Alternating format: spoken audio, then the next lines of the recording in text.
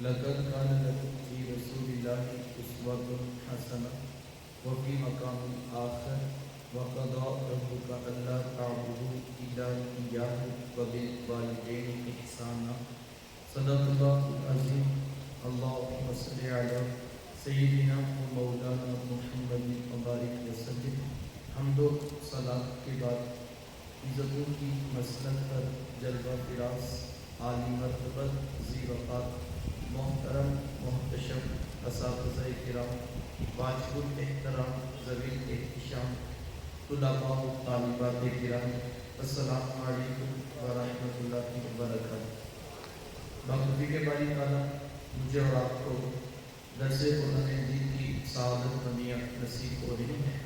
دعا ہے اللہ تعالیٰ میری اور آپ کی شرکت کا ایک ایک لمحہ قبول فرمائے اور قابل عمل باتوں پر توفیق عمل نصیب فرمائے۔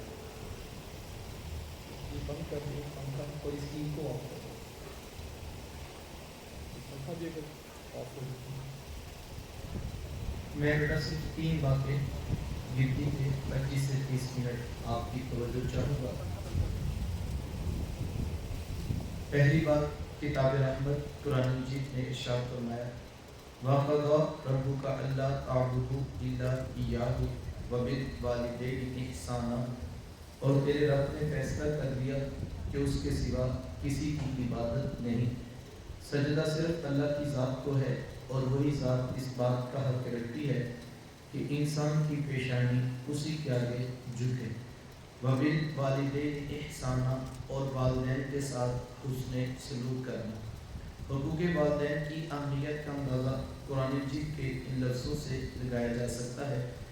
اللہ تعالیٰ نے اپنی عبادت کے فوراً بعد متصل جس بات کا تقاضا کیا وہ والدین کے ساتھ حسن سلوک ہے۔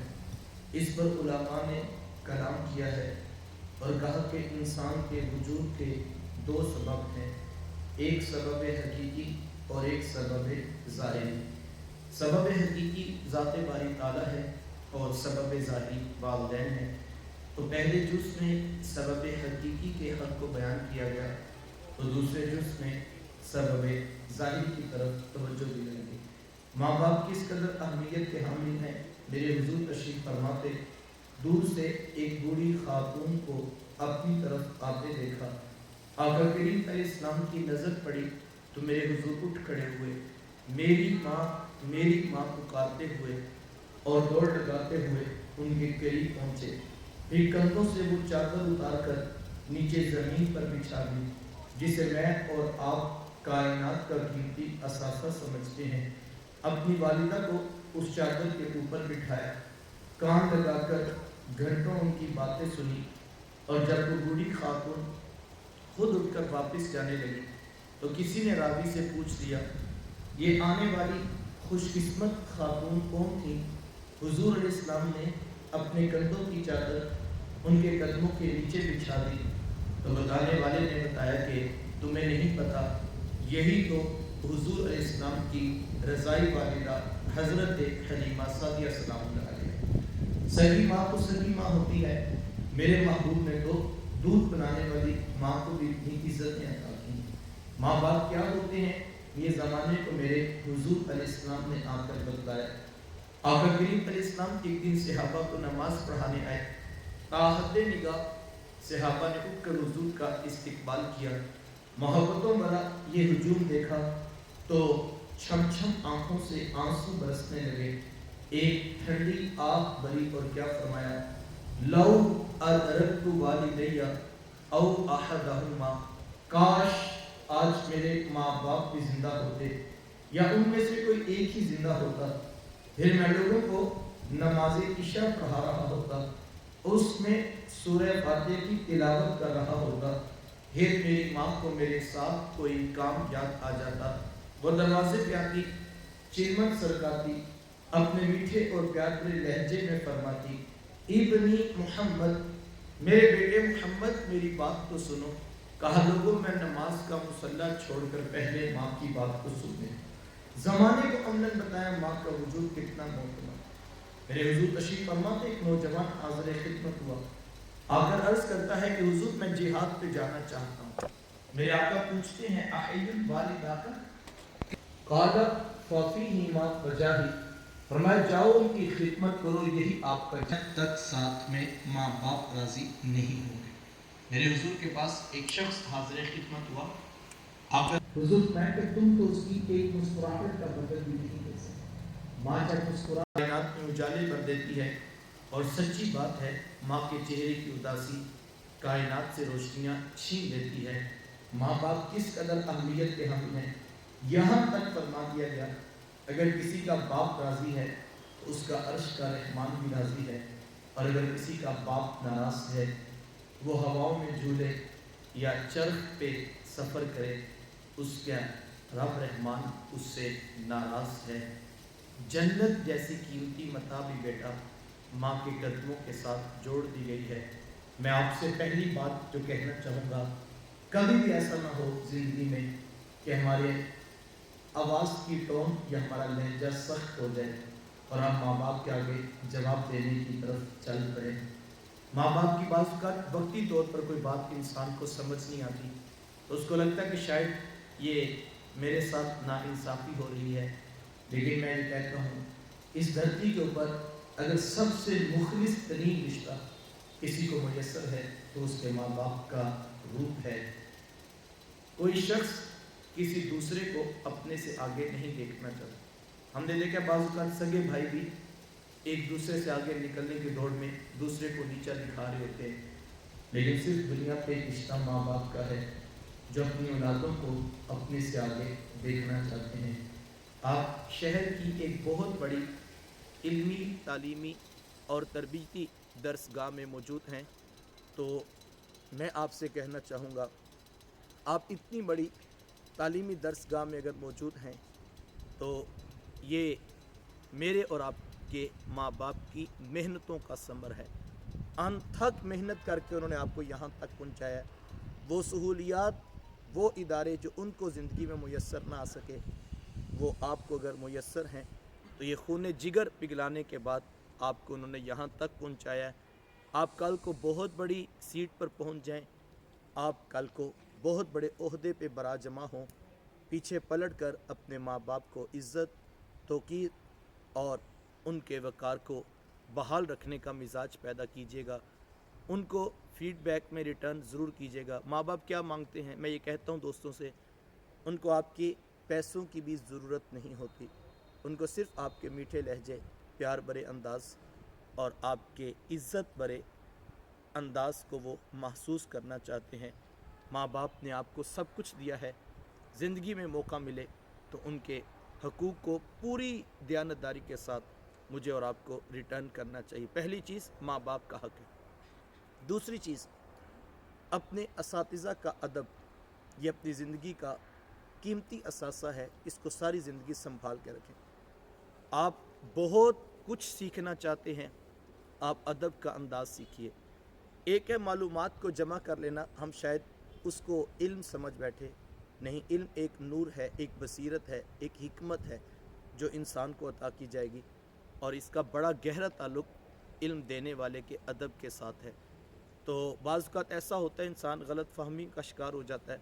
वो समझता है कि कोर्स तो मैंने सारा पढ़ा हुआ है, मुझे यहाँ सुनने का क्या फ़ायदा है। तो ये गलत फ़हमी है। उस्ताद की निगाह, उस्ताद के दिल की निकली हुई दुआ, ये बहुत सारी मनाजिल को आसान कर देती है। तो मैं और आप हमेशा अदब वाला ही अंदाज़ इख्तियार करेंगे। अल्लाह के रसूल सल्लल्लाहु अलैहि वसल्लम तशरीफ़ फरमा थे, सहाबा बैठे थे, तो हुज़ूर अलैहिस्सलाम ने अपने असहाब से एक सवाल किया और हुज़ूर ने पूछा कि सहाबा ये बताओ कि वो कौन सा दरख्त है जिसकी मिसाल मोमिन की सी है। तो सहाबा फरमाते कि हम जंगल की जड़ी बूटियों की तरफ गौर करने लगे कि वो कौन सा दरख्त है कि जिसकी मिसाल मोमिन की सी है। तो फरमाते सब लोग खामोश थे कि हुज़ूर अलैहिस्सलाम ने खुद ही वक्फ़ा सकूत तोड़ा और हुज़ूर फरमाए कि सहाबा वो तो खजूर का दरख्त है। मजलिस बर्खास्त हो गई, लोग उठ के घरों को चले गए। हज़रत उमर रज़ियल्लाहु तआला अन्हु के घर में उनके बेटे इब्ने उमर पूछते हैं कि अब्बा जी آج صبح حضور علیہ السلام نے ایک سوال پوچھا تھا. کہا ہاں بیٹا حضور نے محفل میں ایک سوال پوچھا تھا.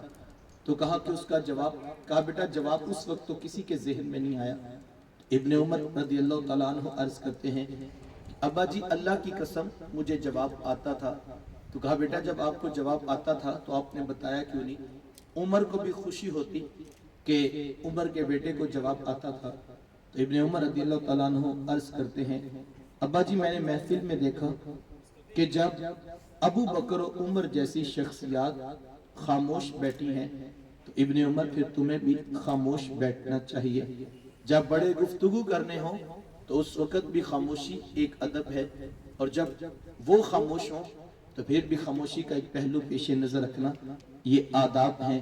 واضح فرمایا گیا جو اپنے بڑوں کا ادب نہیں کرتا, جو اپنے چھوٹوں پہ شفقت نہیں کرتا, میرے حضور فرماتے ہیں لیس منا, وہ ہم میں سے نہیں ہے.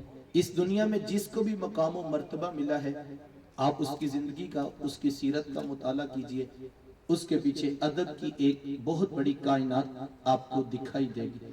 زمانہ اس شخص کی کہانی نہیں بول سکتا کہ ایک بہت بڑے استاذ مکرم جب ان کا بازار کی گلی سے گزر ہوا, ایک نوجوان شاگرد کی ان کے اوپر نظر پڑی, آگے بڑھ کر اپنے استاد کے ہاتھوں کو بوسہ دیا اور پھر ہاتھ باندھ کے وہ نوجوان استاد کے پیچھے چلنے لگا. جیسے ہی استاد کو گھر تک چھوڑا اور واپس پلٹنے لگا, اب وہ ایک سحر ان کو دیکھنے کے بعد جو طاری تھا اب وہ ختم ہوا. تو نوجوان کو ہوش آیا تو دیکھا کہ اس نے تو اب اپنے پاؤں میں ایک میں جوتا موجود تھا اور دوسرے میں جوتا بھی نہیں پہنا تھا. زمانہ اس شاگرد کو علامہ اقبال علیہ رحمہ کے نام سے جانتا ہے. آج اگر اقبال کا نام ممبر و محراب کی زینت ہے, ہر لب پر ہر دل میں اقبال کا تذکرہ ہے, تو ذرا ادب کا انداز علامہ اقبال علیہ رحمہ سے سیکھ لیجئے. بیٹا ادب بہت بڑا اثاثہ ہے, آپ ضرور سوالات کیجئے. ہمارے یہاں بعض کا ایسا ہوتا ہے کہ ہم جو ہے وہ کلاس کے اندر اس انداز سے سوال کرتے ہیں کہ جیسے شاید ہمیں آتا ہے اور جو سامنے کھڑا شاید اس کو کچھ بھی نہیں پتا ہے. تو یہ سوچ, یہ انسان سمجھتا ہے میں بہت دانا بینا ہو گیا, یہ زوال کی علامت ہے. اللہ کے رسول صلی اللہ علیہ وآلہ وسلم نے فرمایا جس نے علم اس غرض سے حاصل کیا کہ وہ لوگوں کے اوپر جو ہے وہ روب جمائے گا یا ان کو رسوا کرے گا, فرمایا وہ اپنا ٹھکانہ جہنم میں تلاش کرے. اتنی بڑی سخت وعید ہے اس شخص کے لیے جو علم ہونے کے باوجود لوگوں کو رسوا کرے. ادب کر میں یہ اس کا یہ قطعاً مطلب نہیں آپ اپنے اساتذہ سے سوال نہ کریں, چونکہ آپ یہاں آئے ہی سوال کرنے کے لیے, سیکھنے کے لیے ہیں. لیکن بیٹا میں یہ چاہوں گا کہ اگر یہ 2 سال جو آپ کے پاس اس کالج میں میسر آئیں, آپ اگر ان 2 سالوں میں صرف اتنی ایک بات سیکھ جائیں کہ اختلاف کیسے کیا جاتا ہے, اپنے مد مقابل کی بات کیسے سنی جاتی ہے, اور اپنے دلائل کو خوبصورت ادب کے لہجے میں کیسے پیش کیا جاتا ہے, تو یہ بہت بڑا اثاثہ ہے. بیٹیوں کے حوالے سے خاص طور پہ یہ کہنا چاہوں گا, آپ میڈیکل کے طالب علم ہیں یا آپ جو ہے وہ پری انجینئرنگ کر رہے ہیں, واٹ ایور دا ڈگری, آپ صرف اتنا اگر سیکھ جاتے ہیں 2 سالوں میں کہ آپ اپنے بڑوں کے ساتھ اختلاف رائے کرنے کا مزاج, انداز, طریقہ سیکھ لیتے ہیں, تو یہ بہت بڑی بات ہے. بیٹیوں کے حوالے سے اس لیے میں نے کہا کہ بیٹیوں نے ایک بڑے خاندان میں جا کر روشنیوں کا ایک جہاں آباد کرنا ہوتا ہے. اس وقت ملک پاکستان کے اندر طلاق کی شرح بڑھتی جا رہی ہے, خاندان ٹوٹ رہے ہیں, رشتے ٹوٹ رہے ہیں, گھر ٹوٹ رہے ہیں. آپ دارالافتاء میں چلے جائیں یا آپ کورٹ کچہری کے کیسز اٹھا لیں, سب سے زیادہ بڑا مسئلہ طلاق کی ریشو ہے. اور اس کے بارے میں اگر آپ بیہائنڈ دی اسکرین دیکھیں گے کہ اگر خاندان ٹوٹ رہا ہے تو کسی کے لہجے کی سختی ہے اور کسی کی زبان کا زہر ہے, جو وہ کہتا ہے میں حق پر ہوں, حق پر ہونا اور بات ہے, میں اس کا اختلاف نہیں کرتا, لیکن لہجوں کی مٹھاس, باتیں وہی ہوتی ہیں لیکن لہجوں کی مٹھاس اور لہجوں کی شائستگی گھروں کو جوڑتی ہے اور خاندان کو عزت اور وقار عطا کرتی ہے. تیسری بات اور میری بات آخری اور میں اس کے ساتھ مکمل کروں گا. بیٹا آپ اس وقت پاکستان کی جو اس ایج میں دی بیسٹ آپشن پہ تعلیم موجود ہے, آپ وہ حاصل کر رہے ہیں. آپ میں سے کچھ پری میڈیکل میں، پری انجینئرنگ میں یا آئی سی ایس یا آئی کام کے اسٹوڈنٹس ہوں گے. اس سے بہتر تعلیم پاکستان میں نہیں. یہ دی بیسٹ آپشن ہے جو اللہ نے آپ کو عطا کی. آپ دن رات محنت کر رہے ہیں، کالج پڑھنے کے بعد ٹیوشنس اور پھر اس کے بعد گھر جا کے پڑھنا، پھر دوبارہ صبح آ جانا، اور نمبروں کی دوڑ اور ڈگری اور میرٹ، یہ بہت کچھ آپ کے ذہنوں میں ہے. میں خود ان راہوں سے گزرا ہوں. یہ 2 سال کتنے کٹھن ہوتے ہیں میں اچھی طرح سمجھتا ہوں. لیکن میں یہ ضرور کہنا چاہوں گا، آپ محنت کریں، نمبر حاصل کریں، ڈگری حاصل کریں، آپ سب کچھ حاصل کیجئے. لیکن بیٹا اتنی کٹھن محنت کا مقصد ضرور پہچانیے کہ ہم یہ سب کچھ کیوں کر رہے ہیں. یقیناً آپ میں سے بہت سارے ذہنوں میں یہ جواب ہوگا کہ اچھے پروفیشن کے لیے، باوقار زندگی گزارنے کے لیے. تو یقیناً یہ بہت بڑی دولت ہے. لیکن میں کہنا چاہوں گا بیٹا صرف یہاں تک نہ سوچیے گا. اپنا گھر، اپنی گاڑی، اپنا مکان، اپنی نوکری، یہ اتنا چھوٹا سا خواب ہے جس کے لیے میرا خیال ہے اتنی کٹھن محنت کی ضرورت نہیں ہے. اگر چند روپوں کی خاطر آپ صبح و شام اپنی زندگی کے خوبصورت لمحات اس کام پہ لگا رہے ہیں، بیٹا یاد رکھیے گا اسی ملک میں آپ کو ایسے لوگ ملیں گے جو انگوٹھا چھاپ ہیں، جن کو دستخط بھی نہیں کرنے آتے، لیکن لاکھوں کروڑوں اور اربوں روپے میں وہ کھیل رہے ہیں. اگر صرف دنیا کا مال ہی حاصل کرنا مقصود زندگی ہے تو پھر یہ حاصل بہت تھوڑا ہے. اپنا کینوس بڑا کیجئے، سوچوں کا معیار بلند کیجئے. آپ جس مقصد کو حاصل کرنا ہے وہ یہ ہے کہ آپ پاکستان اور امت مسلمہ کی بقا کی جنگ میں اپنا کردار ادا کریں. یہ بہت بڑا خواب ہے جس کے سینے میں یہ موجود ہے. اس کی یہ راہیں بھی دین کی راہیں ہیں. میں اس بات کو نہیں مانتا کہ جناب یہ دین کی تعلیم ہوتی ہے اور یہ دنیا کی تعلیم ہوتی ہے. ایک لحاظ سے دیکھا جائے تو یقیناً بطور مضمون، بطور سبجیکٹ یہ دنیا کی تعلیم ہے اور یہ دین کی تعلیم ہے. کیمسٹری کیمیا کا علم ہے، بایو لیونگ تھنگس کی اسٹڈی ہے، تو یقیناً اسلام کی تعلیم کو اسلامیات ہی کہا جاتا ہے. لیکن یہ دنیا کی ہوتی ہے، یہ دین کی ہوتی ہے. میں اس کو تسلیم نہیں کرتا. اور یہ وہ کانسیپٹ ہے جو ہمارے یہاں بلڈ اپ نہیں ہو سکا. بہت سارے لوگ ساری زندگی عصری علوم حاصل کرنے کے باوجود کنفیوز ہوتے ہیں کہ بس یار ہم تو دنیا داری کے لیے لگے ہیں، اصل تو وہ ہے جو دین کی طرف چل پڑے. تو میں اس تصور کو نہیں مانتا. میں سادہ سی بات یہ کہتا ہوں، قرآن مجید نے اہل ایمان کو مخاطبت کرتے ہوئے کہا کہ جہاد کے لیے اپنے گھوڑوں کو تیار رکھنا. یہ حکم شرع تھا ہمارے لیے. اگر آج اس کی تشریح اور اس کی تفصیل دیکھیں تو کیا اس کا مطلب یہ ہے کہ آپ بہت اعلیٰ نسل گھوڑے تلاش کریں اور پھر ان کو گھاس کھلائیں، ان کو بہت اچھی غذا کھلائیں؟ تو یقیناً یہ اس کی جو ہے وہ تفسیر نہیں ہوگی. تو اس کی تفسیر کیا ہوگی؟ آج جو کہا گیا کہ اپنے گھوڑے تیار رکھو، تو اس کی تفسیر یہ ہے کہ اپنی نیوکلیئر فزکس کی آپ لیب کو آباد رکھو.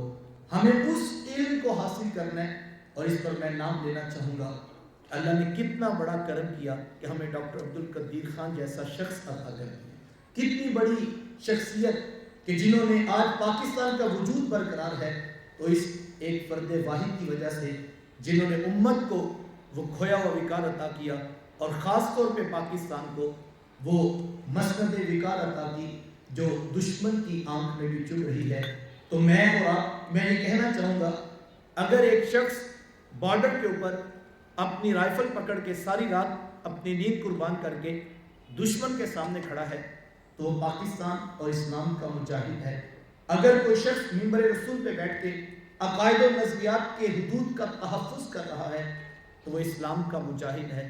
تو بیٹا اسی طرح اگر کوئی شخص فزکس کی لیب میں یا کیمسٹری کی لیب میں بیٹھ کے پاکستان اور امت مسلمہ کی بقا کے لیے اسٹڈی کر رہا ہے تو وہ بھی اسلام کا مجاہد ہے. کام بڑے نہیں ہوتے بیٹا، کاموں کی نیتیں کاموں کو بڑا کر دیتی. اگر ایک شخص بازار میں ریڑھی لگا کے پھل بیچ رہا ہے، وہ سارا دن لوگوں سے پیسے وصول کرتا ہے، تو میری اور آپ کی نگاہ میں شاید وہ دنیا دار ہے، وہ نوٹ اکٹھے کر رہا ہے. لیکن میرے حضور فرماتے ہیں اگر 2 خوبیاں اس کے اندر موجود ہیں کہ وہ سچا ہے، وہ دیانت دار ہے، تو میرے حضور فرماتے ہیں التاجر الصدوق الامین مع الانبیاء یوم القیامہ. سچے اور امانت دار تاجر کل نبیوں کے ساتھ کھڑے کیے جائیں گے. تو مجھے بتائیں سارا دن نوٹ اکٹھے کرنے والا اگر دنیا دار ہے تو پھر نبیوں کے ساتھ کھڑا نہیں ہو سکتا. اور اگر یہ اس کا کام اتنا بڑا ہے کہ اس میں اگر دو چیزیں موجود ہیں، صداقت اور دیانتداری، تو وہ کل انبیاء کی صف میں ہوگا. کون؟ جو دنیا کا مال کما رہا ہے. مجھے بتائیں وہ استاد جو صبح سے لے کر شام تک علم کی شمع کو روشن کیے ہیں اور اس کے پیش نظر یہی خواب ہے کہ میں نے پاکستان اور امت مسلمہ کی بقا کی جنگ میں اپنے حصے کی شمع کو روشن کرنا ہے. اگر تاجر کل نبیوں کی صف میں کھڑے کیے جائیں گے تو مجھے بتائیے اساتذہ کن صفوں میں موجود ہوں. تو میرے اور آپ کا کام صرف اتنا ہے کہ ہم اپنے مقصد کو بلند کر لیں. اور رہ کی بات ہماری نوکری، میں یہ نہیں کہہ رہا آپ کو نوکری تو ملنی ہے، لیکن دی بیسٹ آپشن پہ جو میڈیکل میں میرٹ پہ آیا، محنت کی، اسکلز پیدا کی، قابلیت کا نور اس کو حاصل ہوا، تو نوکری اس کو نہیں ملی تو پھر کس کو ملنی؟ تو نوکری تو ملنی ہے، اور جس کو نوکری ملی اس کو سیلری تو ملنی ہے. تو یہ تو میں یہ کہتا ہوں کہ یہ تو بائی پروڈکٹ ہے جو آٹومیٹیکلی جنریٹ ہو. ہمارے کیمسٹری والے کہتے ہیں کہ when A reacts with B, C and D are the products. C is the real and D is the by product. Byproduct اس کو کہا جاتا ہے کہ جب کیمیکل ریئیکشن ہوتا ہے تو جو کیمیکل ریئیکشن ہے اس ریئل پروڈکٹ کے لیے آپ انیشیٹ کرتے ہیں. تو جو ریئل ہوتا ہے اس کے لیے پورا کیمیکل ریئیکشن کروایا جاتا ہے. ڈی پر فوکس نہیں ہوتا، ڈی تو آٹومیٹیکلی جنریٹ ہونا ہوتا ہے، وہ تو پروڈیوس نہیں ہونا. اس کی تو سنتھسس انڈرسٹوڈ ہے کہ جب آپ اے اور بی ملائیں گے تو سی تو بننا ہی بننا ہے، لیکن اصل جو ہے وہ ریئل پروڈکٹ ہے جس پر فوکس کرنا ہے. آپ اگر بائی پروڈکٹ روکنا بھی چاہیں تو وہ رکے گا نہیں، وہ تو بننا ہی بننا ہے. لیکن اگر آپ کسی کیمسٹ کو لیب میں بھیجیں، اس کو سارے ایکویلیبریم، سارے جو ہے وہ میتھڈ سمجھانے کے بعد، سارے اکوپمنٹس پکڑانے کے بعد، سارے کیمیکلز دینے کے بعد آپ کہیں کہ ہمیں سی پروڈکٹ جو ریئل ہے وہ چاہیے، اور 2 ماہ کے بعد وہ آئے اور کہے کہ یہ دیکھیں میں 2 کلو بائی پروڈکٹ بچا کے لے آیا ہوں، تو کیا آپ اس کو اچھا کیمسٹ مانیں گے؟ آپ کہیں گے کہ یہ تو ہماری ضرورت ہی نہیں بھائی، ہم نے تو جو خرچ کیا تھا اس لیے کیا تھا کہ ہمیں ریئل پروڈکٹ چاہیے. قرآن مجید نے بڑے واضح انداز میں ایک مومن کا ریئل پروڈکٹ ڈیفائن کیا. وَمَا خَلَقْتُ الْجِنَّ وَالْإِنسَ إِلَّا لِيَعْبُدُونَ. ہم نے جن و انس کو پیدا ہی اس لیے کیا کہ وہ ہماری عبادت کریں. اور عبادت کا مفہوم صرف سجدہ نہیں، خلق خدا کی بہتری کے لیے، نفع کے لیے کام کرنا، یہ عبادت کا کامل مفہوم ہے. تو کتنا نادان ہوگا کہ محشر کے میدان میں ریئل پروڈکٹ کا پوچھا جائے گا اور وہ آ کے کہہ دے میں نے 5 پلازے کھڑے کیے تھے، میں 19ویں گریڈ کا افسر رہا ہوں، میں نے لاکھوں روپے جو ہے وہ جمع کیے اور میں نے کمائے تھے. تو سادہ سا جواب دیا جائے گا یہ تیرا کمال نہیں، یہ تو وہ بائی پروڈکٹ ہے جو ہم نے تیرا نہیں جانوروں کا بھی لکھا تھا. وَمَا مِن دَابَّةٍ فِي الْأَرْضِ إِلَّا عَلَى اللَّهِ رِزْقُهَا. زمین پہ چلنے والا کوئی چوپایا بھی ایسا نہیں جس کے رزق کی ذمہ داری تیرے رب کے ذمہ کرم پہ نہ. تو ہم بائی پروڈکٹ میں الجھ کے رہ گئے. وہ انسان تو انسان جانوروں کا بھی ڈیفائنڈ ہے، اور جو ڈیفائن کر دیا گیا وہ آپ کو ضرور ملے گا. میں اور آپ بڑا خواب سوچیں، اور وہ پاکستان اور امت مسلمہ کا خواب ہے، اور یہ آپ کا کام ہے، یہ ممبر و محراب کا کام نہیں. میں نے کہا ممبر و محراب کا کام وہ نظریات کا تحفظ ہے، اور دشمن سائنس اور ٹیکنالوجی کی بیٹل فیلڈ میں کھڑا ہے، اس کے لیے آپ کے کندھوں پہ ذمہ داری ہے. ہر شخص جب امت کی بقا کے لیے کام کرے گا تو نتائج ضرور حاصل ہوں گے. صرف یہ گلہ کرنا، ہم چھوٹے ہوتے تو ہم گلہ سننے لگے تھے حکمران ٹھیک نہیں، کوئی کہتا ہے وزیر ٹھیک نہیں، کوئی کہتا ہے میں نے MPA ٹھیک نہیں. وہ کسی نے حجاج بن یوسف سے پوچھا تھا کہ تو نے تو حضرت عمر رضی اللہ تعالیٰ عنہ کا دور ہمایوں دیکھا ہے، تو عمر جیسا حکمران کیوں نہیں بن جاتا؟ کیونکہ تاریخ کا ظالم ترین حکمران حجاج بن یوسف ہوا ہے، لاکھوں لوگ اس نے اپنے ہاتھ سے قتل کروائے. تو اس نے کہا کہ تو نے حضرت عمر کا دور ہمایوں دیکھا ہے، تو جناب عمر جیسا حکمران کیوں نہیں بن جاتا؟ تو جو جواب حجاج بن یوسف نے دیا وہ سوچنے اور سمجھنے کے لیے کافی تھا. اس نے کہا تم ابو ذر غفاری جیسی رعایا بن جاؤ، میں عمر جیسا حکمران بن جاتا ہوں. جب ابو ذر غفاری جیسے لوگ رعایا میں ہوں تو تخت شاہی کے عمر جیسے ہی سجتے ہیں، اور جب ہم جیسے ہوں تو حالت آپ کے اور میرے سامنے ہے. صرف گلے شکوے کرتے رہنا یہ کوئی دانائی کی بات نہیں. کبھی کبھی گلہ شکوہ اچھا لگتا ہے، لیکن ساری زندگی گلے شکووں میں گزار دینا یہ شاید کہ کمزور لوگوں کا شیوا ہوتا ہے. میں تو اس سوچ کے ساتھ آپ سے اجازت چاہوں گا کہ شکوائے ظلمت شب سے تو کہیں بہتر تھا शिकवाए ज़ुल्मत शब से तो कहीं बेहतर था। अपने हिस्से की एक शमा रोशन किए जाते, अपने हिस्से की एक शमा रोशन किए जाते। आइए इकबाल के लहजे में अपनी मंजिल का तयन कीजिए। इकबाल अलैहिर्रहमा ने कहा था, सबक फिर पढ़ सदाकत का, अदालत का, शुजाअत का, लिया जाएगा तुझसे काम दुनिया की इमामत का। इकबाल ने रूट प्लान दिया पहले 3 लफ्ज़ों के साथ कि सदाकत, अदालत और शुजाअत, ये 3 तसव्वुर अपनी रूहों में तुम उतार लो। आगे इकबाल का सीगा देखें, लिया जाएगा तुझसे काम दुनिया की इमामत का। You are the selected one, तुम्हारे कंधों पर ताज रखेंगे, कुरान का वादा है। वह अंतुमुल आलम, तुम ही कामयाब हो, तुम ही बामुराद हो, तुम्हारे ही सरों पे इज्जतों के ताज रखेंगे। लेकिन शर्त हमारी है, इन कुंतुम मुमिनीन, अगर तुम मोहम्मद अरबी के सच्चे गुलाम हो, कि मोहम्मद से वफा तूने तो हम तेरे हैं, ये जहां चीज़ है क्या लौहो कलम तेरे हैं। मैं एक जुमला अपनी बेटियों और बहनों के नाम ख़ास तौर पे अपने उस्तादों की नसीहत के तौर पे करके इजाज़त चाहूँगा। मुझे अच्छी तरह याद है, हमारे माइक्रोबायोलॉजी के उस्ताद थे प्रोफेसर साहब, तो एक दिन पढ़ाने आए तो बड़ी खूबसूरत बात उन्होंने कही। वो कहने के बेटा, आप जब यूनिवर्सिटी में एंटर होते हैं तो बाहर से गुजरने वाला जो ले मैन है उसको नहीं पता आप क्या पढ़ रहे हैं। आप इस्लामियात पढ़ते हैं, आप फिजिक्स में PhD कर रहे हैं, आप बायो में MPhil कर रहे हैं, उस बेचारे को नहीं पता।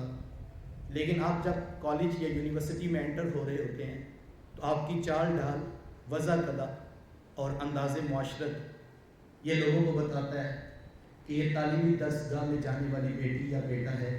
वो सिर्फ ये कहा करते थे, मैं तफसील से बेटा लेक्चर ही देता, वो सिर्फ एक बात कहा करते थे कि आप जब कॉलेज में यूनिवर्सिटी में आ रही हों तो अपने किरदार, अपने पर्दे, अपने लिबास, अपने तर्ज़ ज़िंदगी को इतना खूबसूरत और बावकार ज़रूर रखिएगा कि जो बाहर से गुजर रहा हो उसके दिल में ये ख्वाहिश पैदा हो कि यूनिवर्सिटी जाने वाले इतने तहजीब याफ्ता और इस कदर बावकार अगर बेटियाँ और बेटे हैं तो मैंने अपनी बेटी को ज़रूर यूनिवर्सिटी तक पहुँचाना है। और बेटा, अगर आपका तर्ज़ ज़िंदगी, आपका अंदाज़ मुआशरत, आपकी वज़ाक़ता ऐसी है कि जो एक आम गुजरने वाले पाकिस्तानी को अच्छी नहीं लगती, तो कहीं बेटा ऐसा ना हो कि वो आपकी बूदोबाश देख कर ये फ़ैसला कर ले कि अगर यूनिवर्सिटी कॉलेज में पढ़ने वाले ऐसे होते हैं तो मैंने अपनी बेटी को यूनिवर्सिटी कॉलेज में नहीं भेजना। और अगर बेटा मेरे और आपके अंदाज़, मेरी और आपकी वज़ाक़ता से, शक्ल और सूरत से किसी ने ये फ़ैसला कर लिया कि मैंने अपनी बेटी को कॉलेज या यूनिवर्सिटी नहीं भेजना, तो बेटा जो उसके लिए तालीम का दरवाज़ा बंद होगा, माशर के मैदान में डरिएगा कहीं वो बेटी या बहन आके मेरा और आपका गिरेबान न पकड़े कि तुम्हारे तर्ज़ ज़िंदगी ने, तुम्हारे अंदाज़, तुम्हारे स्टाइल ने मेरे लिए तालीम की राहें बंद की थी, तो मुजरिम हम भी होंगे। और अगर आपका इतना खूबसूरत किरदार है, आपकी आंखों में हया है, आपके लहजे में मिठास है, आप बाविकार हैं, आप सैयदा फातिमा तो ज़हरा रज़ियल्लाहु तआला अन्हा को उसवा रखती हैं, तो पूरा ख़ानदान कहे कि फ़लाँ की बेटी फ़लाँ कॉलेज, फ़लाँ यूनिवर्सिटी में पढ़ती है, इल्मे दीन भी रखती है, तहज़ीब शरीयत भी रखती है, असरी उलूम की भी महारत रखती है। हमने उस बेटी वाले कॉलेज में, उस बेटी वाली तालीमी दरसगाह में अपनी बेटियों को बेचना है, तो कितनी बेटियों के सामने आपका किरदार उनके लिए तालीम के दरवाजे खोल देगा। अंदाज़े बयां गरचे बहुत शौक नहीं था, काश के तेरे दिल में उतर जाए मेरी बात। व आखिरु दावाया अनिल हम्दुलिल्लाहि रब्बिल आलमीन।